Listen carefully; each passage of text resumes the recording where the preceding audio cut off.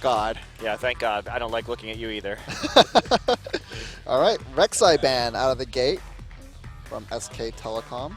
That's right. Rek'Sai, a bit surprising because Bengi has had such a priority on Rek'Sai in his matches. So I'm wondering where they're going to go for this. Probably maybe an early Evelyn.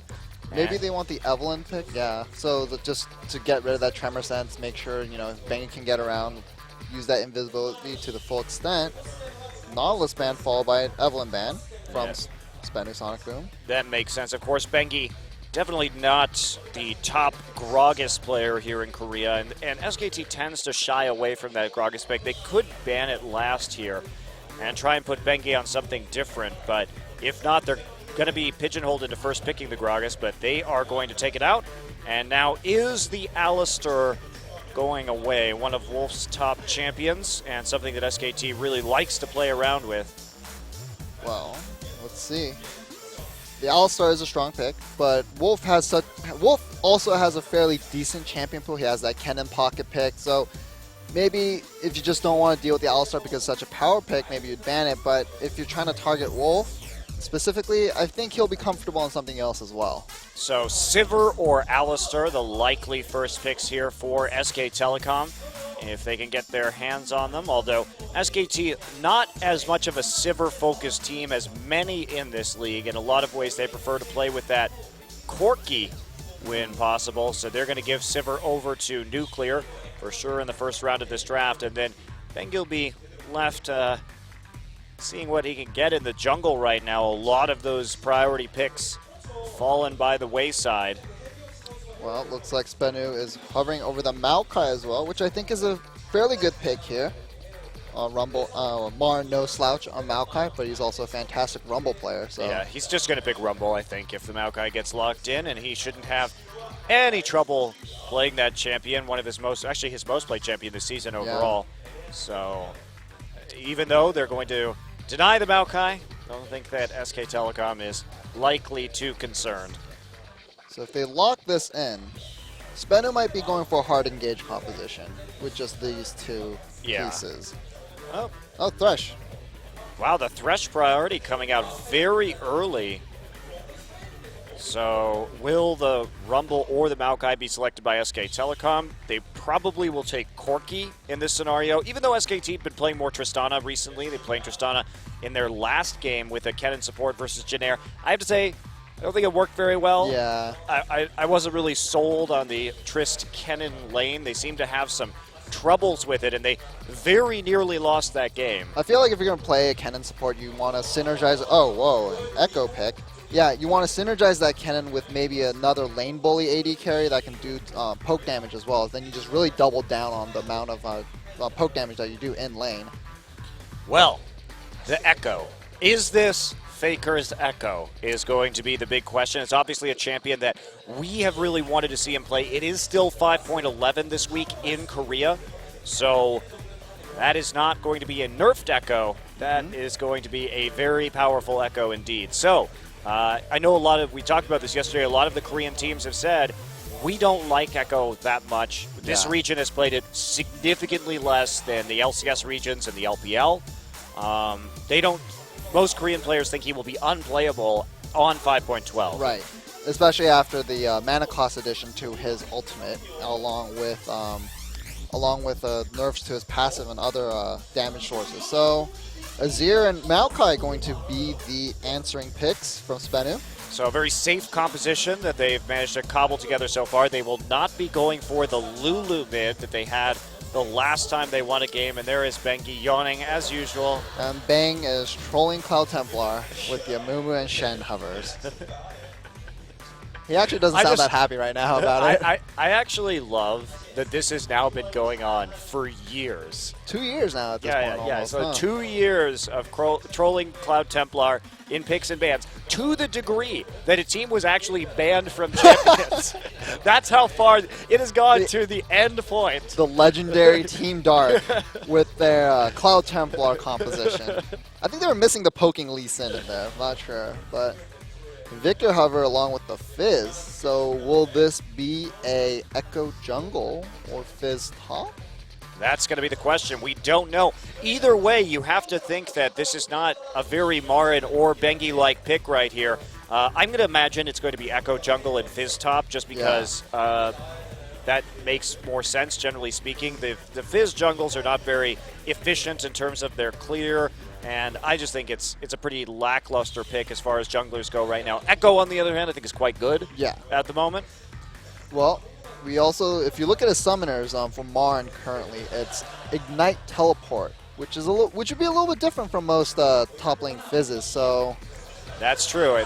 It could be Marin. Very interesting to think that they would be putting on Marin more on a heavy damage dueling top laner. Yeah.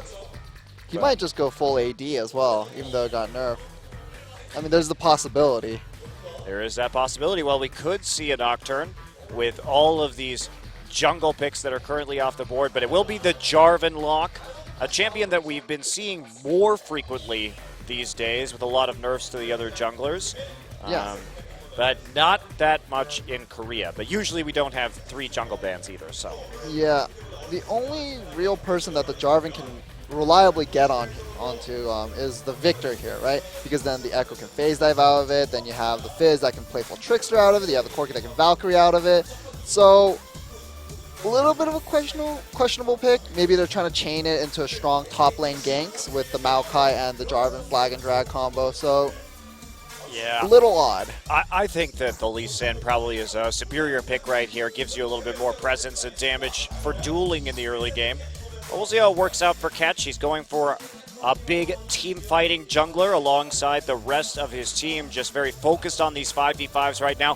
SK Telecom, it will be Marin on the Fizz top, Bengi and the Echo jungle. So Marin is going Ignite Teleport Fizz top lane. Yeah. So that is going to be very, very aggressive. Also means we will not see a Cinder Hulk. So this is a departure from some of the other Fizz builds we've seen. Definitely. I'm curious as to what he's going to pick up in terms of his itemization here on the top side.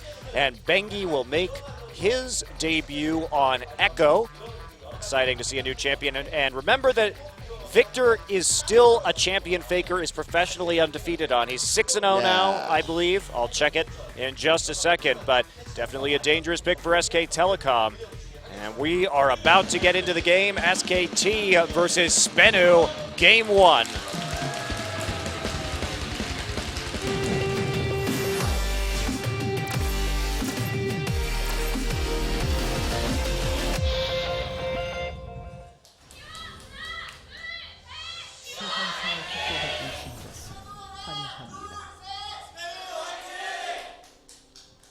All right, welcome to game 1. Spenu versus SK Telecom. Let's take a look. Yes, Faker is 6-0 on that Victor all-time. Strong performance, and we see Spenu Sonic Boom moving into the bottom lane, the bottom side of SKT's jungle as a 5-man unit.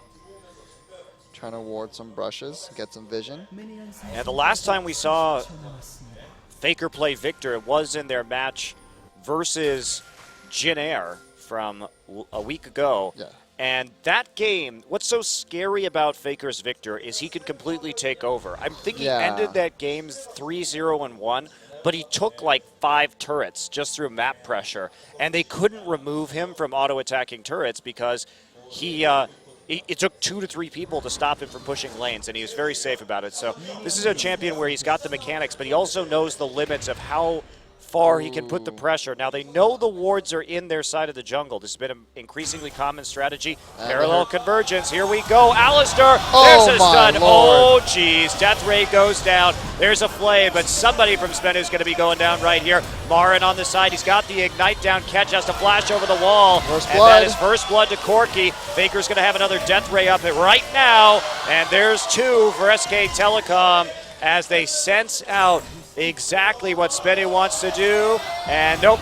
Right at the edge. Perfect parallel convergence, absolutely perfect, and that'll be another kill for Bang. And well, that's about the end of this one, I think, guys. GG FF at 20. Well, They were not expecting that ward to be there in the brush of the red buff. But somebody finally punishes this this invade that we've been seeing more frequently. I mean, this has been a big trend in the past 2 weeks, that ward formation, and them going in. SKT is ready. They have a ward already placed, and then they collapse. But man, that was a nearly perfect engage with the W start from Bengi, and then the Alistar pulverize. It really couldn't have been set up much better. Just a beautiful level 1 fight. Yeah, it was like a 3-4-man stun with the parallel convergence and Straight into pulverize. yeah, dirty, dirty stuff. And look at Bang with a ruby crystal and a long sword and boots. Oh, whoa. Well, that happened. Nice level 2 gank there from Catch. Good adaptation from Spenu. Faker probably just doing his usual Faker play super aggressive, whether or not I have summoners thing. Yeah. Sasson had flash right there. Faker had no summoners after the level 1, so he gets punished for it. Really not going to be too terribly big of a deal, considering that the kill went over to Catch. Right. And not to Sasson, and Faker already has a kill and 2 assists. And Bengi right now in Spenu's top lane, top side jungle, and we're going to see this again. He definitely did not expect Catch to come from that angle. Yeah. Spenu actually, that was a pretty clever maneuver, not even getting the buff, instead getting Catch coming back from the side of the jungle that Faker thought was safe based on the fact that that's where the level 1 fight was. Nice mind game there. Yeah, well played. But the cost of that gank is going to be that Catch will be 3-buffed. Yes. So, perhaps a little bit troublesome, but 3-buffing definitely worth that kill onto Faker. Yeah. Would have been better if that kill had gone onto the Azir. Yes. Yeah, significantly better indeed, but so now Spenu only finds themselves to about 800 gold behind. However, how is this going to translate into some pretty big snowballs in this laning phase? Sivir's not going to be able to really abuse that matchup a whole lot. They're going to try and kill Faker again. They want him while his summoners are down. Faker smells something fishy right now, and he's staying further back. They know Secret's missing, so that might have been the big tell. They saw Secret move up the river, so he's going to ward. Finds Secret in the bush right there, gives him a death ray in parting, and Catch is seen by Bengi, who starts dropping some pink wards around the river just to keep Faker a little bit safer until he can get that flash and the heal back up. And looks like this Fizz is an AD Fizz. So probably going to go Triforce first, maybe into a Blade of the Ruined King as well, followed by tank items.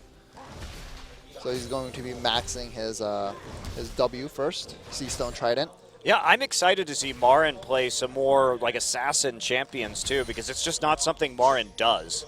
Right, and back when he debuted, he was known for playing heavy roaming top laners back in solo queue with his big hype. Uh-oh, parallel convergence. Soul going to dodge out that, heads down to the bottom side, catches there. Remember, Bengi has 2 buffs, and that's not going to be a successful gank in the end.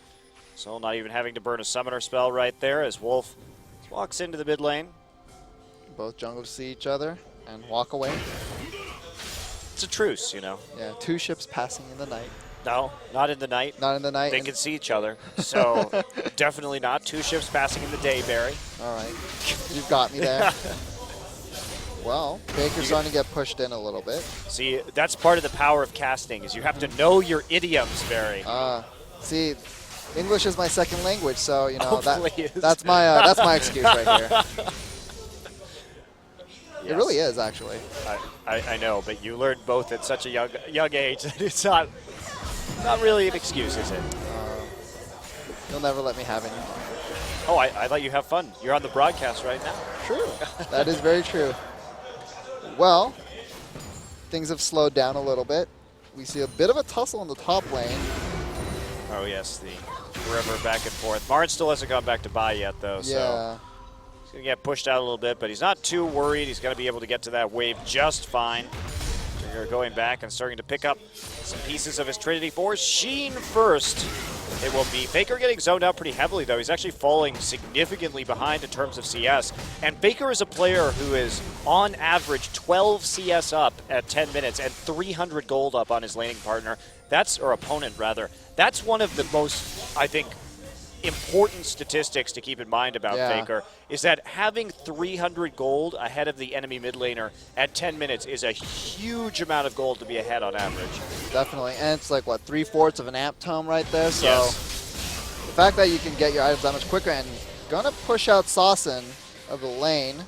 Yes, once you get rid of him right there, Faker has gone for another Doran's Blade, Forbidden Idol for Sawson after that shop when he got some assist gold. But he's still 20 CS in the lead, so having a good time after that gank. Wolf gets found trying to be cute around the enemy blue buff, seeing if anybody was going to walk in there. Deep ward's already in, though, courtesy of Echo and Bengi. And look at this, pink ward's on either side of the mid lane, deep ward's in the bottom side. This team plays around Faker so much. As well as they should, too. Yeah, they want to go after this blue buff back when it's going to respawn. Yeah. So, Well, in the bottom lane, we see a BF Sword versus a Sheen and almost Phage. almost Phage not going to complete that item, but Bang's CS lead is pretty commanding at the moment, and Marin starting to create a gap in the top side. This is definitely looking pretty focused on SKT right now, especially after that level 1. Bengi's here with the red buff. No level 6 yet for the Chrono Break. He gets seen, though.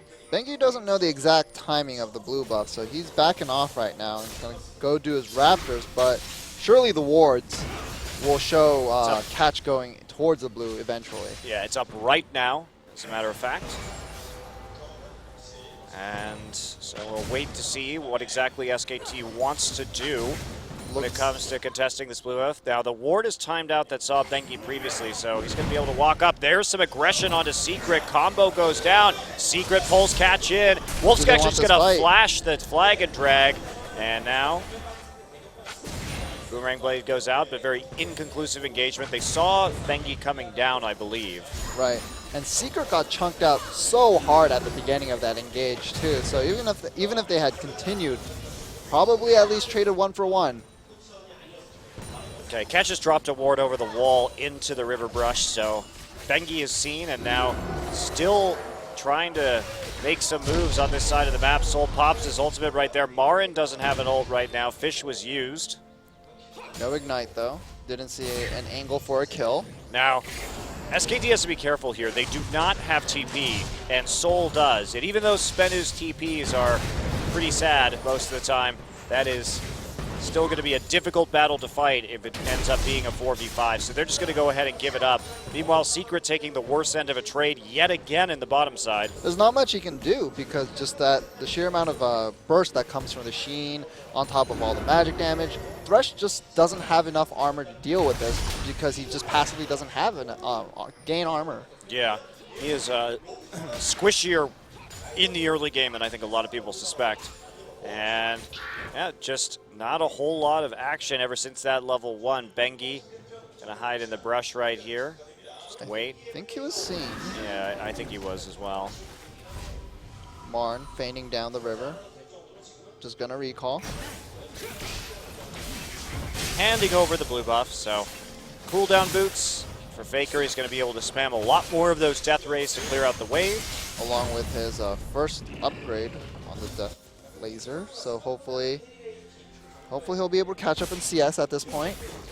Would be great for him if he could, but he's actually just been losing ground in that department. Yeah. For most of this game so far. So credit to Sawson. Tough situation. Figured it was 1-0-2 going in lane, but he and Catch really made it work. Got a kill. Tried to start turning things around, and they've maintained mostly that gold gap that we've seen ever since that level 1 engagement. It's gotten only just a little bit bigger. Yeah. We'll see when either team decides to pull the trigger on going for that dragon, because I think that's gonna start that's going to be the make or break point for this game, that first dragon fight, when it happens. Corky getting scary, yeah. And speaking of that dragon, if that Trinity Force is done soon, they're going to have a chance to go for it. But that is going to be a very early Trinity Force. Normally we would see Corky picking it up at between 14 and 15 minutes, but thanks to the kills, it's going to be faster if he wants it. I mean, he already has it, I'm sure, if he wanted to go back right now. It's just 78 more gold from that point on right there. So they're just backing off. They get the wards down. But Assassin will use his soldiers to take out the pink ward in the pixel brush. Yeah, those pink wards, especially that one right there in the bottom brush, have stuck around for quite some time. Faker finally getting denied vision, but here comes an engagement. Bengi coming in over the wall. Catch may just take the lantern out. Yes, and Nuclear has to use his ultimate just to disengage. So they are very scared of fighting SKT right now. Soul under the turret. Oh, that was a beautiful bait. Wow. Well played. He's got him. That was extremely well played. Just getting him, baiting him into the twisted advance under the turret and then hopping right back out of turret aggro to carry him. That Urchin Strike was super good. well played. Marin definitely showing off some neat little mechanical tricks and mind games on this Fizz. And you know, SK Telecom is a team that puts so many resources into the top lane. One of the reasons why Marin has such a high GPM, first off, part of it's his team is winning all the games. Sure, of course, that helps, naturally. But it's also because they give Marin a lot of farm.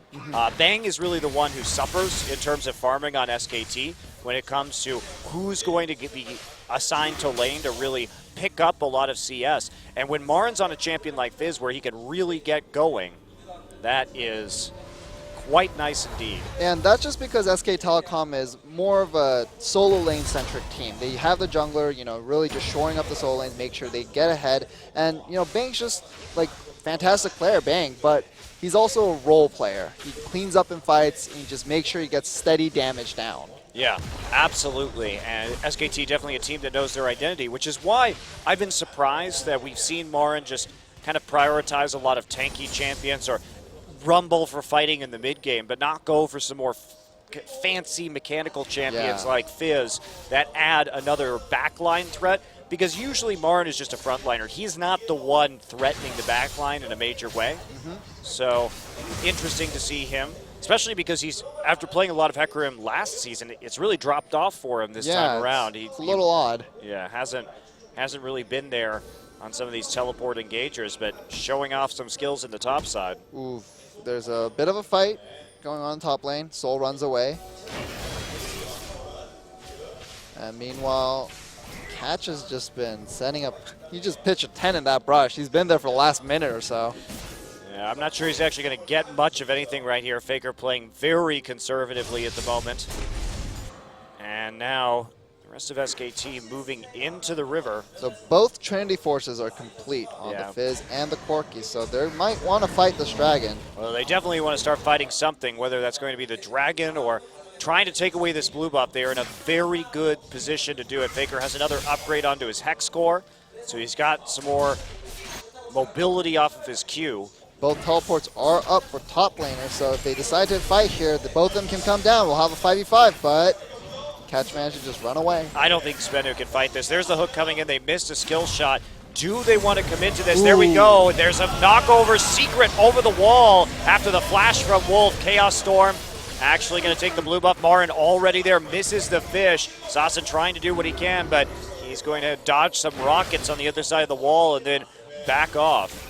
Most likely going to be SKT's Dragon. I don't see any way Spenu can somehow steal it away, so they get this one pretty much for free, I guess. Yeah, pretty easily. That was a great flash by Wolf. Wolf has really been committing to the Alistar this game in terms of getting that crowd control down. We saw that flash at level 1 and then again right at the blue buff, so a nicely aggressive play. SK Telecom knowing what the cooldowns were, and they catch him out after he shows himself on the hook. Marin here, the topside Soul has his ultimate up, but Marin going to get knocked up by Jarvan. They're going head-to-head at the moment. There's the Ignite. He kills Catch, and then he just playful tricksters out the 1v2 win to Marin. But can he defend this turret? Thresh is coming up. Yes. Oh, well, he will. I'm going to go with yes. It's not really much you could do to dive this guy right now. Marin doesn't have a lot of HP left on his turret. One thing Soul has been able to do is put a lot of pressure on the tower. Well, Same thing in the mid lane, actually. Marn coming in. Bengi is here. There's the fish. Parallel convergence. And he's got a flash, and actually flash right to the proper spot. Doesn't get zoned out by that, but has his summoner spell used in the top side. Yep, flash down from Maokai, so we'll see if Spenu just wants to just hold lanes, keep farming. No tower has gone down. It's been 18 minutes into the game, which is fairly late, I think. But we'll see if they just try to extend this laning phase. But I feel like extending the laning phase is just playing into SKT's hand right now. Well, Spenu has done a good job of chipping out the top and mid turrets. That's one of the weaknesses of playing that top Fizz. Bengi just going to smite that red buff away. Actually, I think Catch got it. Catch got it. That was a little weird, but it looked like it went the other way. But that is Catch with the red buff. And just in terms of the chip damage onto the tower, that's something that you can get if you are playing Fizz, or against a Fizz rather, is his wave clear is very minimal, especially since he's just not going to max that E in lane. And you open yourself up to dive opportunities if you use your E to clear a wave. All right, well, Marn goes for some little bit damage. Just trying to zone Soul off of the wave, goes back in. Just a wet noodle fight. Yep. Not a lot of armor yet for Soul, actually. He went for the Catalyst and is only now starting to build armor items. And now Marn's doing some pretty good mixed damage with that Trinity Force right now.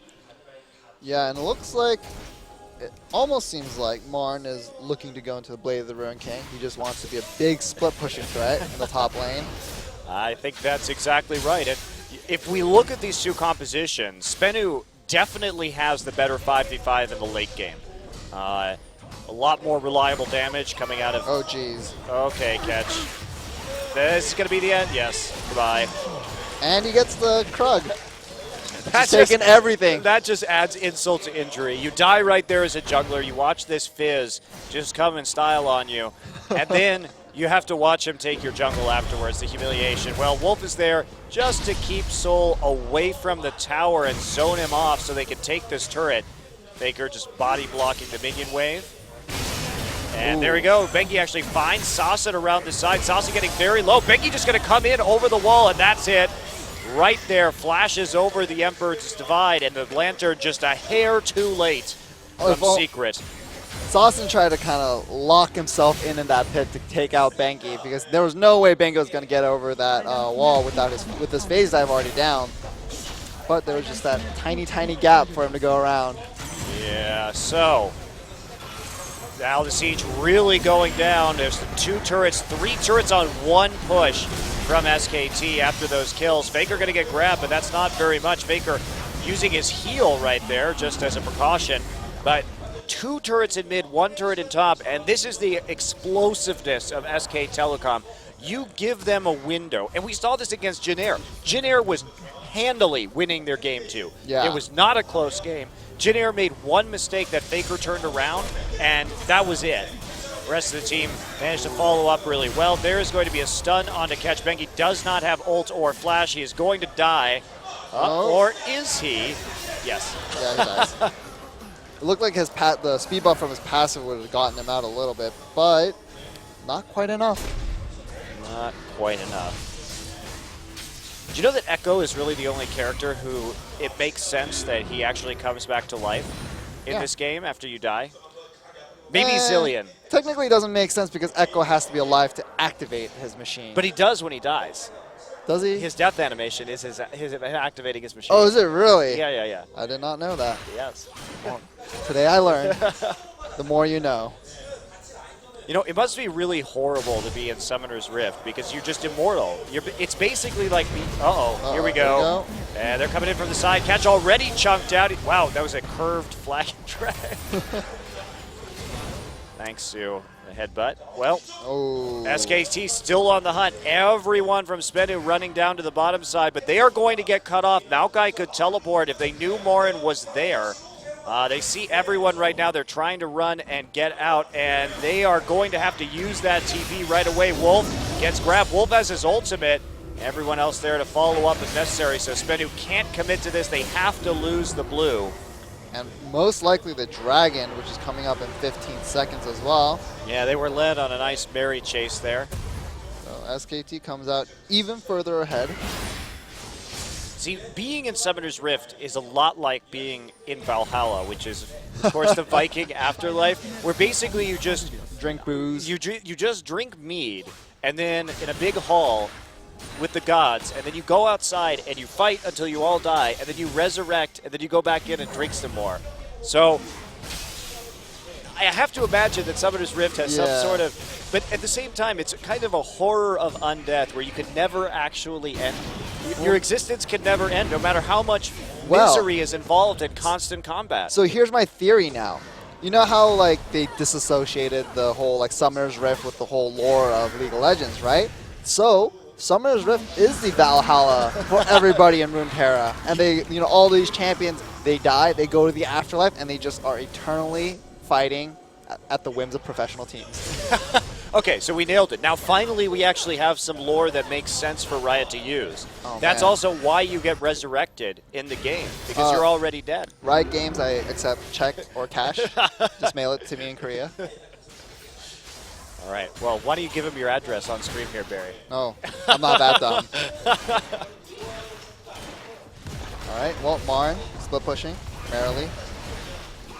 I don't think so. Oh, well, okay. I think you could just taken all the damage and just taken that tower. Well, a little dangerous.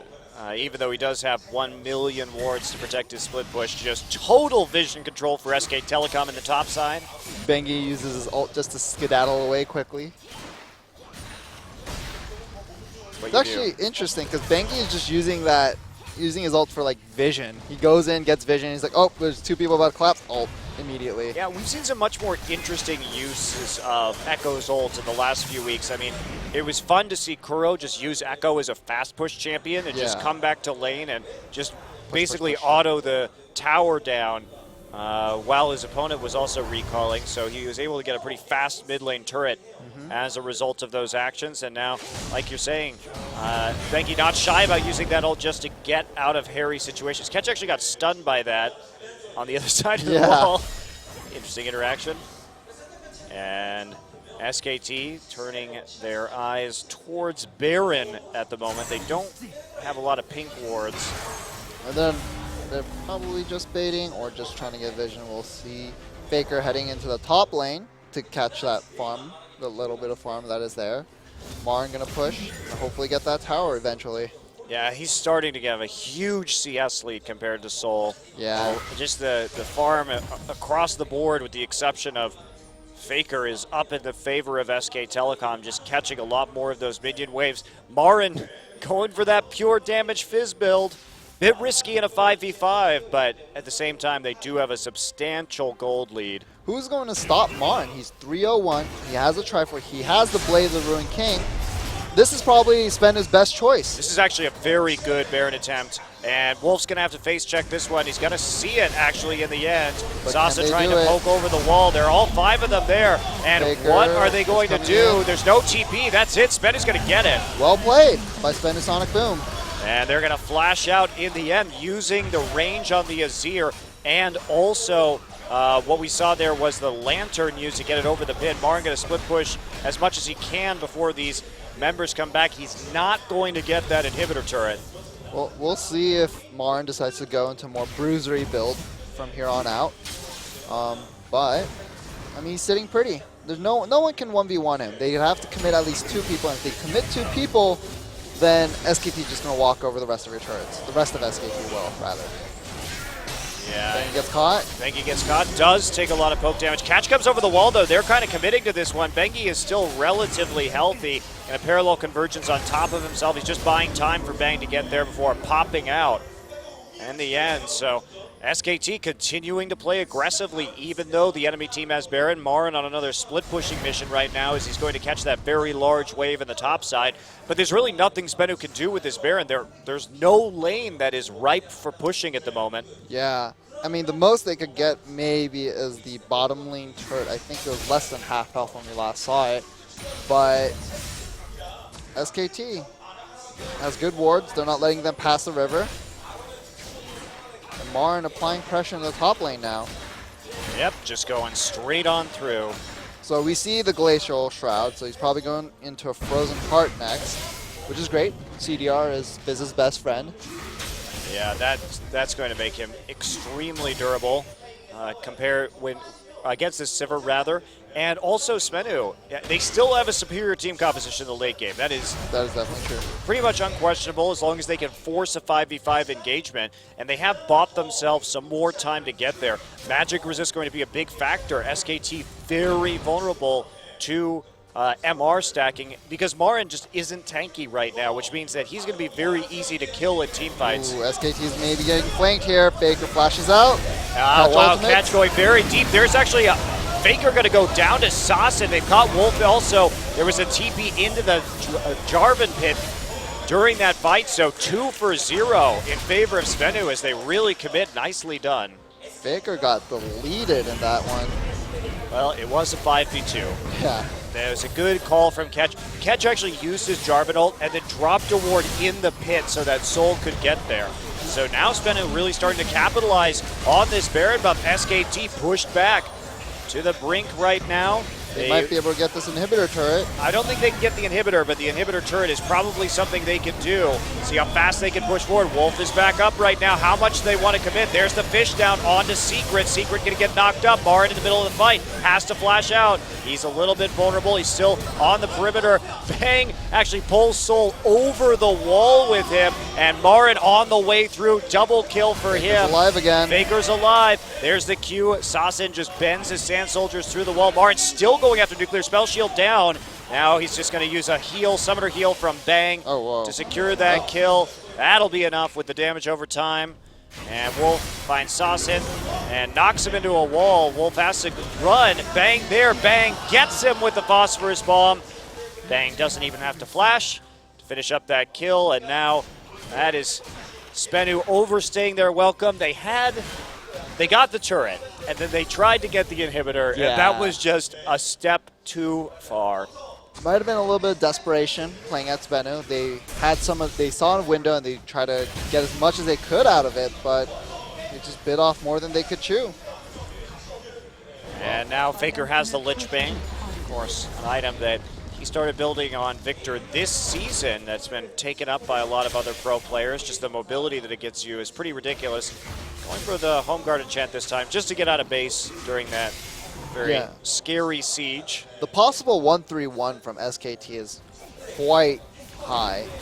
Mainly because you have 3 Sheen items across, you have Bang with his Triforce, you have Marin with his Triforce, then you have Faker with his Lich Bane. So they could go for a 4-1 or 1-3-1, depends on what they're feeling safer with.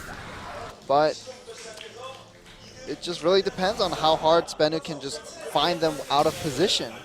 Well, that is, and with the ward coverage that SKT has had this game, that is getting pretty difficult. And they may have gotten a Baron, but there's still 3 dragons in the hole, and they're still nearly 10K behind. So, I mean, Spenu, it was a nice sneak of that Baron. SKT definitely didn't respect their ability to do it. It was a good shot call from Spenu to know that they had so many champions that could get over the wall to provide that damage. Definitely. But here we go. Now here they come on to Marin. Marin has no flash, remember. So that's going to be a Playful Trickster. He's going to get under the turret. That turret has nearly no health.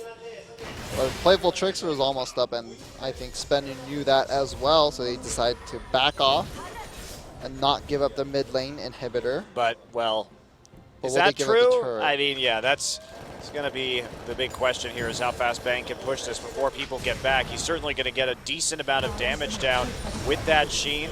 And see it nearly falls. So the cost of that attempted gank. Now, they got the top turret by pushing out the wave. It was just hanging by a thread. Oh, but that is definitely... Well, now Marin in the bottom lane catching that big wave, pushing towards that tier 1 there.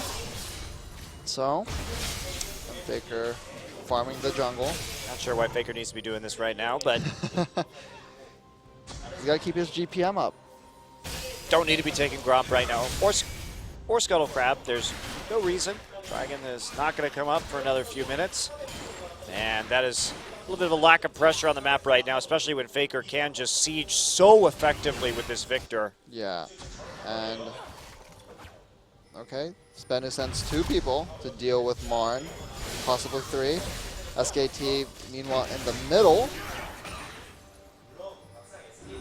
And they seem reluctant to commit to the split push right now. Yeah, a bit strange, actually. Maybe they just really want to go for this Baron. There aren't any Spenu wards that can really detect whether or not they're doing it. And SKT can certainly do the Baron insanely fast with this composition. They have 2 Blades of the Ruin King. Yeah, A ton of damage onto that monster. And here we go. Ward dropped over the pit, quickly cleared out. Marin looking to change his split push up into the mid lane. He actually is going to find that pink ward, and Soul just not going to go on to him.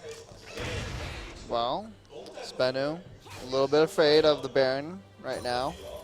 They play some wards and then back off immediately. Yeah, they have to be very afraid of the Baron, but SKT going back on a shopping trip while Marin continues to press forward. Getting tankier by the minute. There he goes on to Soul. Soul taking just a huge amount of damage. Marin is now past the Flame Horizon, 100 CS, over his top lane opponent. Yeah, and I wonder what item he's going to go next. He has that Negatron cloak. Is he trying to go for a Guardian Angel or maybe a Mercurial Scimitar? Wow, Marin just can't be stopped right now. Soul just doesn't do enough damage, and he just gets a fish tossed on top of him. And now Soul in a big world of hurt. There's the Urchin Strike going forward, and Marin's going to tank both towers easily. And is that the inhibitor? Nope. Marin's going to teleport. Oh, he doesn't get it. He's canceled. And there's a fight with Sasa going down. He's going to strike through. Sasa has to use his heal. Is that going to be it? Marin is super fed. And that is going to result in him solo killing both Soul and Sasson and taking an inhibitor turret and taking the inhibitor. Marin's Fizz play is actually really good. He's dodging a lot of spells with this Urchin Strike. He knows exactly when and where to use it. Yeah, he's got the cooldowns really well memorized of his opponent's abilities just so he can outplay them on this champion. It definitely has been quite impressive to watch. Yeah, that's the second inhibitor that'll go down for Spenu Sonic Boom, and SKT is sitting pretty. Oh, Sweetgrass the Flash. He was afraid of the remaining damage coming in from Faker. Faker able to chase very well with this Lich Bane, and that's going to be it. Soul gets caught and punted right out, just chain CC'd, and there, Catch going to go in. That is not going to be enough damage as we have Bang mercilessly pushing down the turret. Marin has the GA now, so he's going to try and get some style points. Just crushes Secret behind the Nexus, and that'll be it. Oh, whoa. Big ult, but it's not going to be enough as they're going to kill Sivir and then turn on to the Nexus at the end. Bang goes down with a double kill for Marin, but that is it. So very one-sided game, except for Spenu extending it by a hair, taking that sneak Baron. It was a good call. Yeah. But that level 1 put them in a big, big hole. Yeah, Marin was so dominant on Fizz, like in the mid to late game, especially that 2v1 and at the bottom inhibitor. That was, I thought he was dead for sure. I mean, even that tower dive that he did solo onto the Maokai was extremely impressive. I mean, I did not expect Marin to deliver this kind of Fizz performance. Yes, he was playing against the last place team in the league, but that was some seriously good Fizz. That is very good indeed. And yeah, Spenu Sonic Boom, back to the drawing board. What did they do? There's just too many things to ban. What can you do as a bottom tier team?